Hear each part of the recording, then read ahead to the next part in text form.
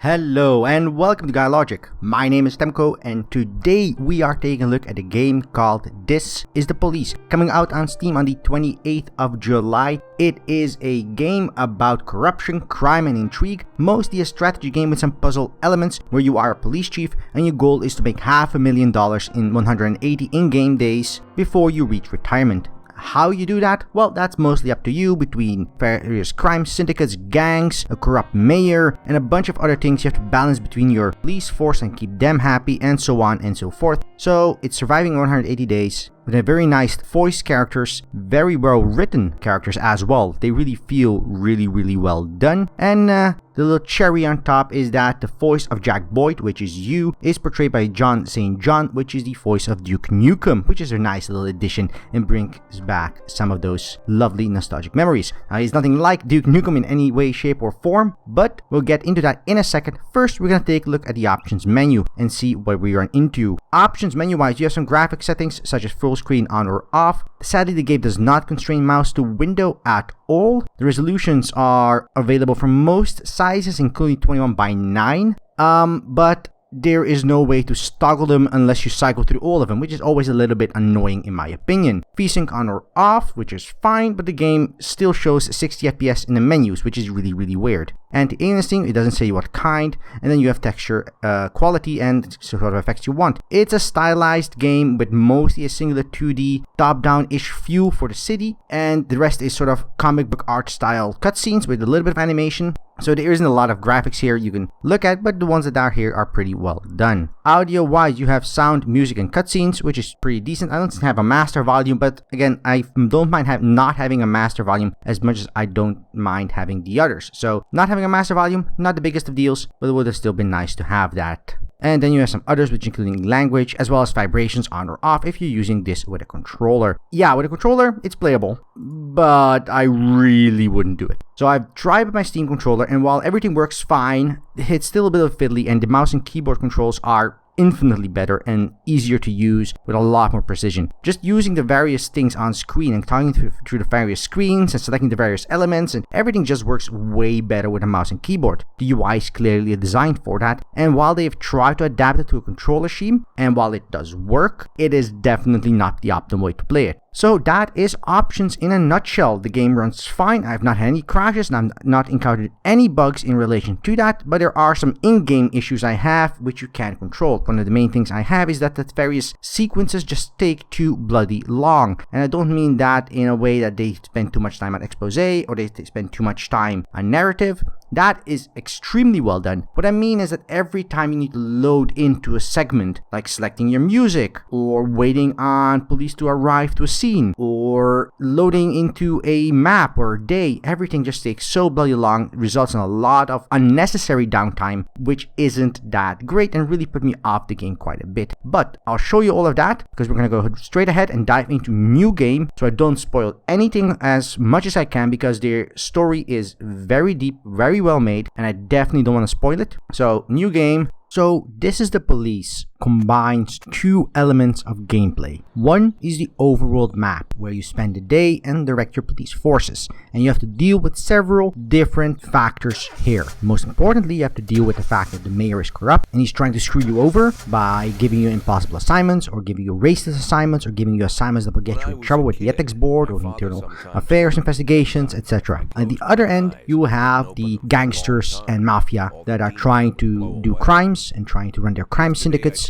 which they're using to hopefully get you to help them, either by providing rewards, or if you don't help them, flat out murdering you. So you have to balance these two different forces. The third force you have to balance is your own police force, because obviously if you send them out to help criminals, they're not going to be too happy with you. If you send them on impossible assignments, they might get killed. If you send them on assignments, they might get lured away from policing. If you don't help them, they'll testify against you when you're looking at an ethics board. If you help them, they might not testify against you. You can train them to become better cops. You can fire them if they're too bad cops. You have to manage your police force overall. Now, all of this is, as I said, is built around the idea that you are retiring in 180 days, and your own personal goal is to sort of build up a little retirement fund of $500,000. And how you do this, well, that's up to you mostly. because the game gives you the option of helping the police. You get a salary. It gives you the option of helping the mayor as best you can to keep him on your good side. It lets you help the criminals, get a little bit of cash on the side from there. It lets you help concerned citizens with non-police stuff. So you have things like homicides and robberies and vandalism you have to respond to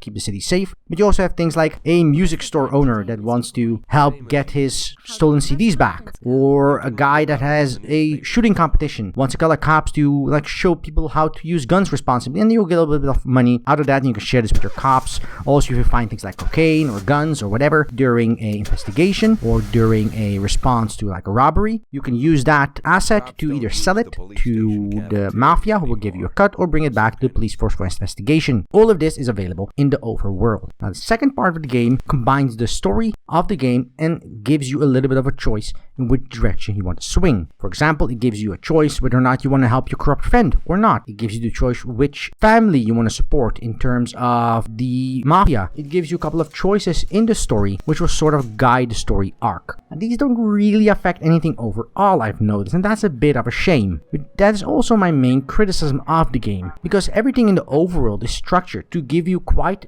a few things you need to deal with at any given time, but at the same time none of it is randomized and everything is controlled for. So you know after you've played once or twice, and the first 1 or 2 times it's hectic as hell, and I get into that, but once you've played 1 or 2 times, you sort of figure out when what is going to happen. You know when the mayor is going to ask you to do X. You know what you need to do to prepare for that. You can start firing cops, hiring cops, or even helping the mafia out to prevent certain actions from occurring, so you have to deal with them. You can prepare for investigations and really set aside resources because you know exactly what's coming. And this is a problem lots of roguelites have, where if you have Wikipedia next to you, you can run the game perfectly, and after you've played it 2 or 3 times, you can correct for mistakes and play the game optimally, which is definitely a bit of a shame. The game doesn't allow for a lot of divergence in terms of what is happening, and you sort of having to balance that and think strategically, because everything is already set in stone. All the actions that are going to take place are mostly set in stone. There's some divergence here and there, but even that is mostly set in stone, and that is a damn shame. But the first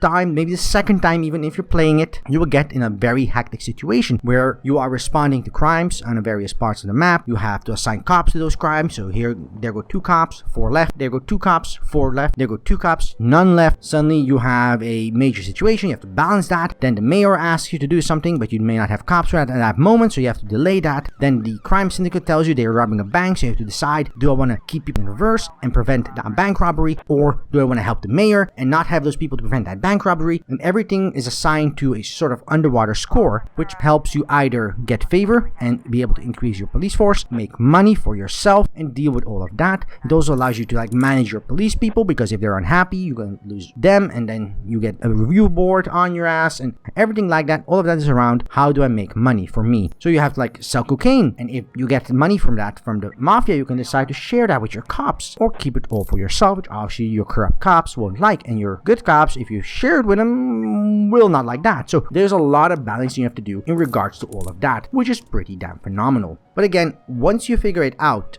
the first time, it just gets really tedious and boring because you already know what's going to happen. And the main issue here is that the game doesn't actually tell you anything. The first time I hired a snitch, I didn't even know what the snitch did. Yes, you can hire one of your cops can become a snitch, but what does it do? The game never actually explains any of that. What does sending people to a barbecue do? Does that mean they like you better? Does that mean they won't testify against you? What does it mean? If I don't help the mayor in a certain situation, opposed to another situation, what is the effect of that? Can I like not solve certain crimes and still get a good score out of the mayor? Or do I really need to solve every crime? Otherwise my police force is going to get reduced in number. There's quite a few things here that you need to balance, but the game never provides you the feedback you need to balance them, other than trial and error, which is playing the same segment over and over again, and that isn't exactly fun. Again, this is something roguelites have been suffering from a lot, and even games like Terraria have the same issue, where you have to spend more time looking at the Wikipedia to figure out what the hell is going on, as opposed to playing the game and figuring it out through an intuitive manner, instead of just bashing your head against a keyboard until something flops out. So that is my main issue here. Once the game goes past the first run and you want to explore the different options, the game doesn't give you the tools to do so, and it doesn't give you the information you need to do so. The second part of the game is the cutscenes and the story. These are really well done. The various characters, the way the story progresses, the way it takes leaps and divergences in terms of the way people interact with each other, the way it portrays the story as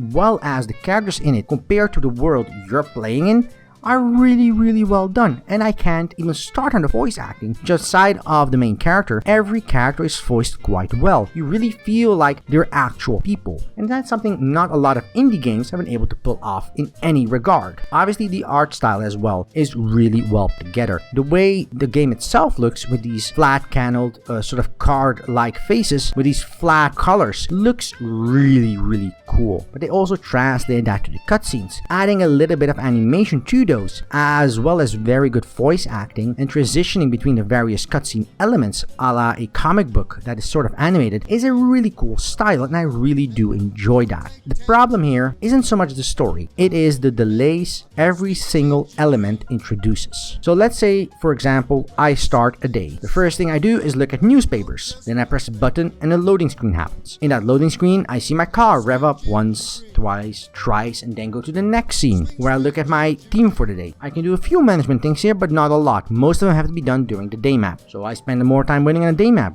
When the day map loads in, I'm waiting on everything to initiate. Then I'm getting a ton of pop-ups to deal with. All of this together, every single day for in-game time costs about 30 to 40 seconds. And then you're spending the day, and mostly what you're doing is sitting back in your desk chair, waiting until something happens on the map, and then sending 2 cops to it, and then looking at a bar fill up until the cops arrive, clicking yes or no based on the outcome which you have almost no control over, and then waiting on them to come back. This is boring. This is boring from every level. I in fact turned on a movie on one monitor, turned the game on the other monitor, and just play it that way because while my cops were out and waiting, I could just watch the movie for a minute and then click 2 buttons and then watch the movie again for a minute. It isn't very well paced. And yes, the story and the various hectic ways of management do make up for a ton of that, because at a certain point you really have to think about every decision. You have to think, do I send my cops to this call, or do I wait and see what happens with the mayor, or do I wait and see what the crime scene happens? All of these things are very well put together to raise tension for the player. But if you're not in that point, if you have a lull, it is very apparent that you're not really doing anything except waiting for the game to shove something forward. You can't speed it up, you can't move it forward, you just have to passively wait until something happens and then you react. The biggest problem I have here is, for example, the investigations. A very really cool puzzle themed to it that you send detectives to outside of your normal cops, and they spend some time figuring out what might have happened. If it's a murder, they'll figure out who was murdered, how the sequence happened, and they'll interview witnesses, and then you get a screen and you have to go through the witnesses, and one witness says, oh, he got hit from behind, and the second witness says, oh, they were arguing at the door, and the third witness says, oh, I saw someone in a black hat run into a car, and then you get these sort of Polaroids. You have to put them in the proper sequence for the event to unfold, and your detectives will have about a 50% accuracy on figuring these Polaroids out. And so if one witness says, oh, he got hit from behind, which is the medical examiner, and when the Polaroid shows somebody getting hit from the front, you know that's the wrong Polaroid. So you have to sort of mix and match what the various witnesses are saying, coupled with the Polaroids you're seeing. And the problem here, which is a very cool puzzle element, is that you have to wait probably several days in-game to get all the Polaroids you need. And there's no way to speed this process up. There's no way to improve this outside of assigning more detectives to it, which is not exactly fun. It's just, you click twice, then you ignore it for 2 days in-game, then you look at the snapshots, you align them in the proper order, and that's it. That's your assignment. And if you can't figure out the proper order, there's no way to get more hints. Once you've used up the amount of possible snapshots, the amount of Polaroids, that's how it's going to be and stay until you figure it out or until it times out and you get a failure state. It's not exactly the way I would personally like to do this, because I want to spend time actively digging into this. I want to connect the dots. I want information regarding these things. So if one of the witnesses says, oh, he was wearing a black shirt, and you know for sure that is correct, and the snapshots are showing someone with a red shirt, then I will be able to cancel out those snapshots and say, these are always incorrect, game, don't tell me again. And none of that is available. The same goes for something like a gang war. Oh, the gang war is gonna last 2 weeks. Sure, but the thing never informs you what day the gang war is at. You just have to sort of have a notepad with you when you're playing the game to note down, oh, it is now day 7 of the gang war. I may have to take a look at this and this, because there's certain actions you have to take to make sure the outcome is the one you want, and there's no way to keep track of that in the game. So yes, again, I go back to my primary point saying the game doesn't provide a lot of information. You really have to hold a Wikipedia and a notepad and all of that next to it to get the best possible experience, which is a damn shame. Now, what the game does offer, even on its flawed way of playing it, is a very intense situation with a very cool story and a lot of cool elements. Nothing gets boring story-wise. Nothing gets boring in the various events you have to take place. Yes, the second, third, and fourth time you're playing the game, it does get boring because it's not randomized, so you know exactly what elements and what events are going to take place. Everything from the false alarms to the very big things. Everything is preset, but because you don't know that the first time you're playing it, you can still get a good 20 hours enjoyment out of this title figuring out how to play it. And if you don't win the first time, you can try a second time and try different things, even if you know the events. Again, it's a bit of trial and error, but once or twice I can get around to it. It's the third and fourth time you're trying to get through a segment that really starts getting boring. The game does have a sort of thing for that, where you can load in a checkpoint from a previous region. So if you do load game, you can say I want to load game from day 17, which is the last checkpoint. I felt I was good and I didn't make any mistakes regarding that. And you can replay that segment time and time again. Again, trial and error, but the game does give you the chance of figuring something out a little bit back if you know you've screwed up.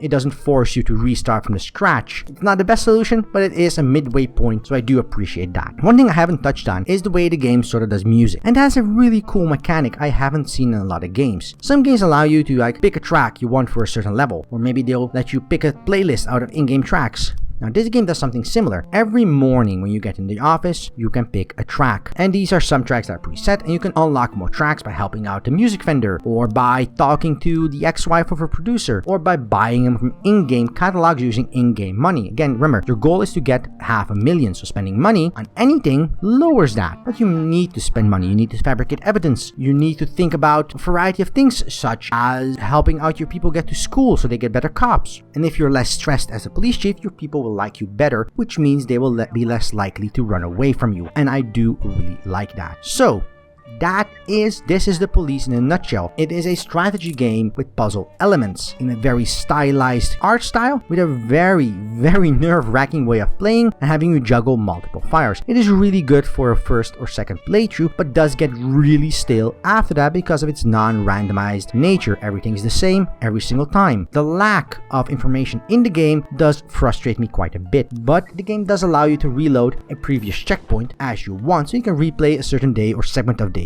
to your heart's content, should you not be happy with the result at any given time. Now, the game is coming out on Steam on July 28th, and you can check it out if you want to. So thank you for watching. If you like this video, press that like button below. If you didn't like this video, well, there's a dislike button for exactly that purpose. And if you want to see more content like this on the channel, I suggest you press the subscribe button down below, and we will deliver. Until then, I wish you a good day, and until next time, right here on GuyLogic.